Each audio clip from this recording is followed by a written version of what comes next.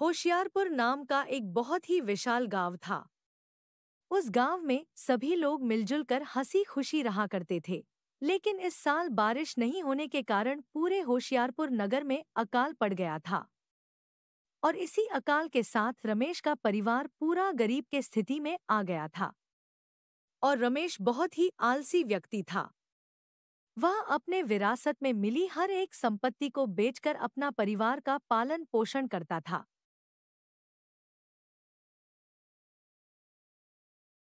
अपने विरासत में मिली हुई संपत्ति बेचकर कब तक घर का खर्चा उठाओगे? हमारा खर्चा दिन पर दिन बढ़ते जा रहा है। आप पैसे कमाने के लिए कोई नौकरी क्यों नहीं करते?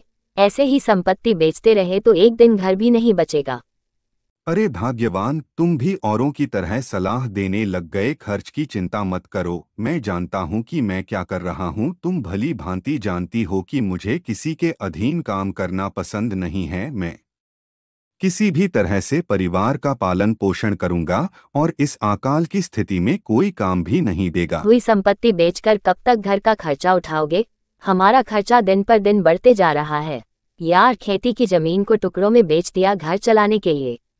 इसकी वजह आप जमीन पर खेती कर सकते थे। अब तो हमारे पास बेचने के लिए कुछ भी नहीं बचा है। कहीं काम कर लीजिए। अरे हाँ, मैं समझ गया। मैं किसी भी कीमत पर इस परिवार का ध्यान रखूंगा और इस अकाल की स्थिति में घर को नहीं बेचूंगा। अब मुझे ज्ञान देना बंद करो। सुरेश अपनी पत्नी से गुस्सा होकर वहां चला जाता है। फिर सुरेश एक जगह खड़ा होकर सोचने लगता है कि इस अकाल की स्थिति में परिवार का पालन पोषण कैसे करूं। अब तो मेरे पास बेचने को भी कुछ नहीं बचा है। वह पैसा कमाने के लिए कोई सरल उपाय खोज रहा था, तभी उसके दिमाग में एक उपाय सूझता है।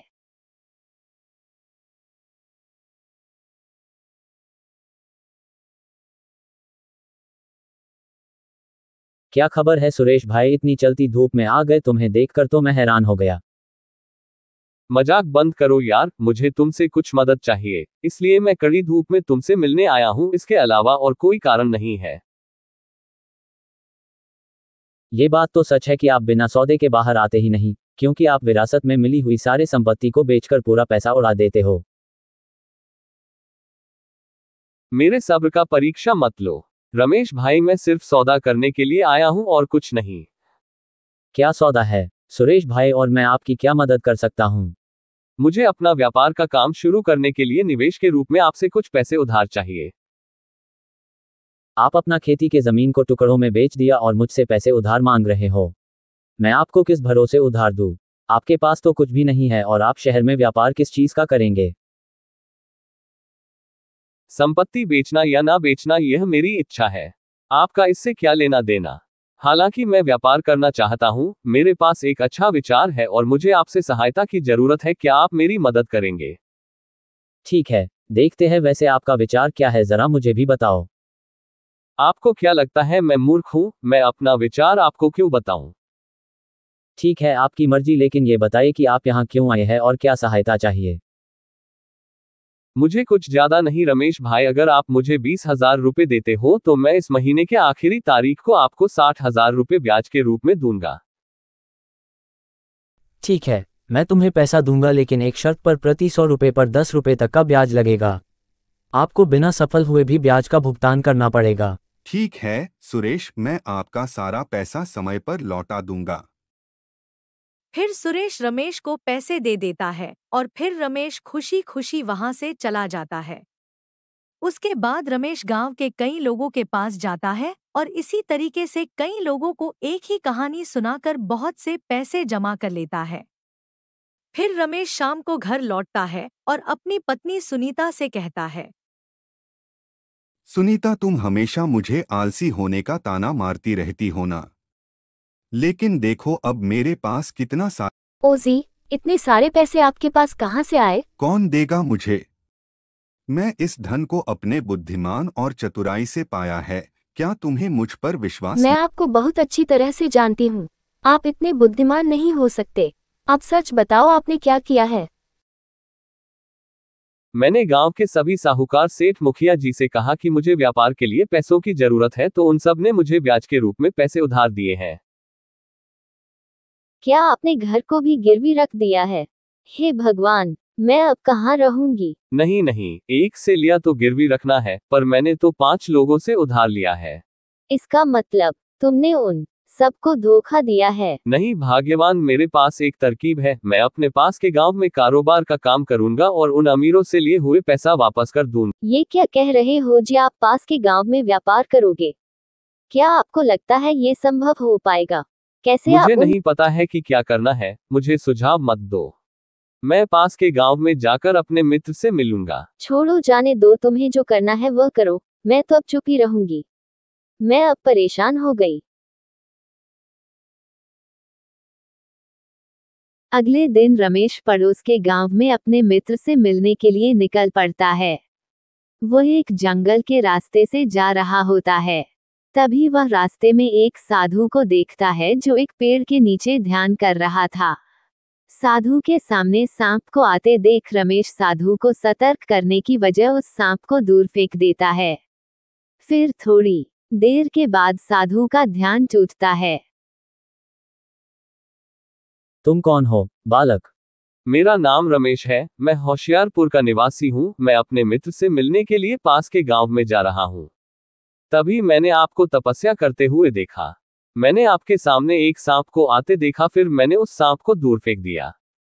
अगर मैं ऐसा ना करता तो वह सांप आपको चोट पहुंचा सकता था, इसलिए मैं उस सांप को दूर फेंक कर आपकी जान बचाई है। ऐसा कहते हुए रमेश ने साधु को वह सांप दिखाया जिसे रमेश ने फेंका था।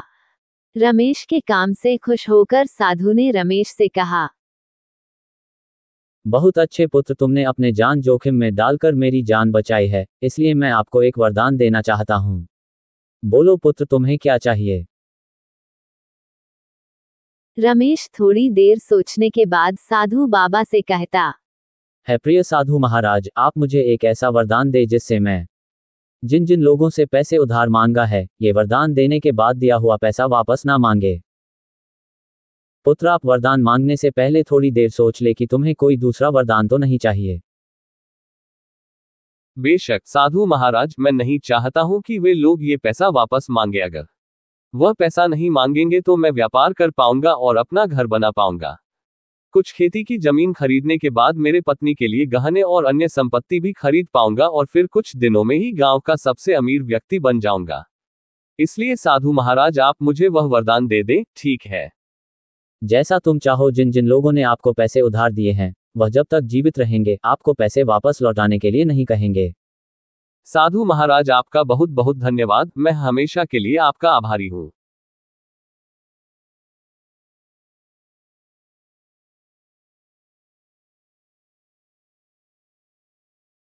भाई बताओ, सब कुछ कैसा चल रहा है? मेरा सब कुछ ठीक ठाक ही है, और बताओ तुम्हारा कैसा चल रहा है? तुम गांव छोड़कर कुंवारा ही क्यों रह गए? मेरा शादी करने का मन नहीं है। मैं गांव से भाग कर आया हूं क्योंकि मेरे पिता चाहते थे कि मैं शादी कर लूं। मैं साहूकार हूं और मैं अपने व्यापार से बहुत खुश हूं। तो बताओ, तुम क्या कर रहे हो और यहाँ किस काम से आए हो?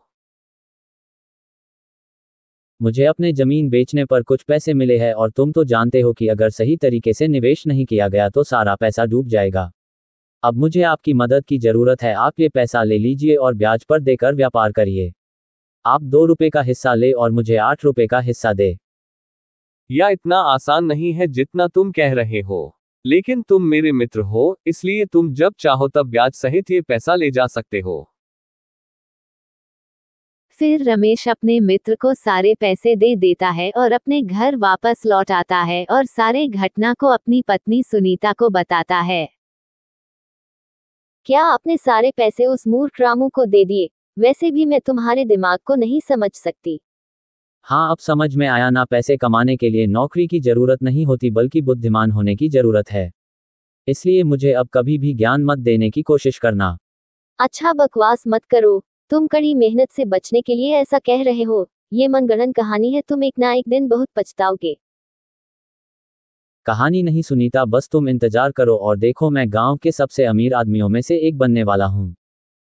और कुछ इसी तरह व्यापार करने के विचार से खुशी महसूस करता रहता है रमेश, और सोचता रहता है कि साधु जी के वरदान के कारण कोई इंसान उससे पैसे वापस करने के लिए नहीं कहेगा।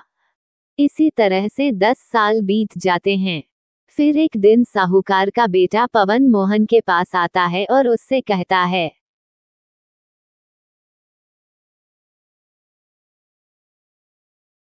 सुन लो रमेश चाचा, आपने 10 साल पहले मेरे पिता से पैसे लिए थे और ब्याज भी नहीं दिए हैं। कृपया करके मेरा पैसा वापस लौटा दे। उसकी बात सुनकर रमेश सोचने लगता है कि पवन को उस कर्ज के बारे में कैसे पता चला, जबकि उसके पिता ने एक बार भी पैसे वापस करने के लिए नहीं कहा था।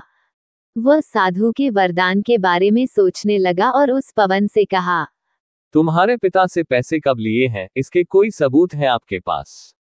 अगर कोई सबूत है तो दिखाओ। रमेश ने पवन को झांसा देने की खूब कोशिश की, पर तुरंत पवन ने वह दस्तावेज दिखाए जो वह अपने साथ लाया था।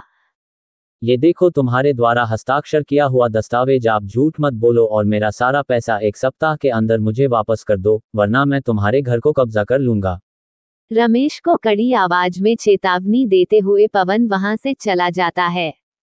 रमेश इन सभी घटनाओं से हैरान है, क्योंकि सभी साहूकार के बेटे घर आए और अपने पैसे को 1 सप्ताह के अंदर चुकाने की चेतावनी देकर वहां से चले गए। ये सब देखकर सुनीता ने अपने पति रमेश से कहा, क्या हुआ जी, आपने मेरी बात नहीं मानी? यह आपकी मूर्ख का ही परिणाम है। अगर आप मेहनत करते तो ऐसा नहीं होता। अब आपके लिए हुए पैसे और उसका ब्याज एक ही साथ चुकाना पड़ेगा। अब तो घर नीलाम करने की नौबत आ गई है। आपने ऐसा क्यों किया? अब हम कहाँ जाएंगे भगवान, अब हमारा क्या होगा? रमेश, जो अपने ही विचारों में खोया हुआ था, वह अपनी पत्नी सुनीता से कहता है, मैं जानता हूँ कि मुझे क्या करना है। मैं अपने दोस्त रामू से सारा पैसा वापस ले आऊंगा, मुझे उसका 10 गुना मिलेगा। मैं जाकर उस पैसे को लेकर आता हूँ और सारा कर्ज चुका दूंगा। तुम बिल्कुल भी चिंता मत करो, मैं सब कुछ संभाल लूंगा। इतना कहने के बाद सुरेश तुरंत अपने दोस्त रामू के घर के लिए निकल पड़ता है। वहां पहुंचकर रामू के घर को बंद देखता है। फिर वह रामू के पड़ोसियों से रामू के बारे में पूछता है। जी, क्या आप बता सकते हैं कि रामू का घर कहाँ पर है? क्या तुमने उसको पैसे उधार दिए? हाँ बिल्कुल, रामू कहाँ है, क्या आप बता सकते हैं? साहूकार के व्यापार में मदद के लिए पैसे बोलकर रामू ने कई लोगों से पैसे उधार लिए और रातों रात गायब हो गया।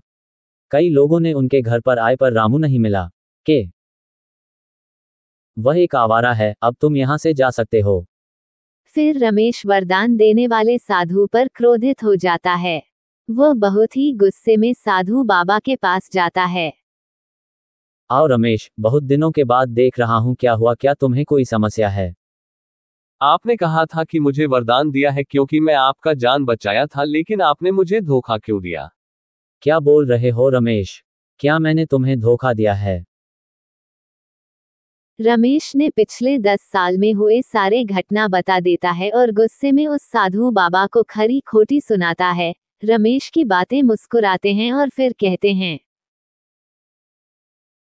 हे प्रिय रमेश, आप याद करें कि आप उस दिन मुझसे क्या वरदान मांगा था? क्यों नहीं, मुझे सब कुछ याद है। मैं कहा था कि जिस व्यक्ति ने मुझे पैसे उधार दिया है वह मुझसे वापस पैसे ना मांगे। तो यही कारण है कि उन साहूकार ने जब तक जीवित रहे तुमसे पैसे नहीं मांगे, तो तुम्हारा वरदान तो पूरा हो गया, तो फिर उस पैसों पर उनके वारिसों का अधिकार है। इसलिए उन लोगों ने पैसे वापस मांग लिया। तुमने कहा था कि लोग आकर पैसे वापस ना मांगे, बल्कि आपको मांगना चाहिए था कि कोई भी कर्ज नहीं होना चाहिए, तो इस हिसाब से मैं तुम्हें कोई धोखा नहीं दिया है। साधु बाबा, मैं इस बात पर ध्यान नहीं दे पाया, लेकिन मेरे मित्र ने भी मुझे धोखा दिया है।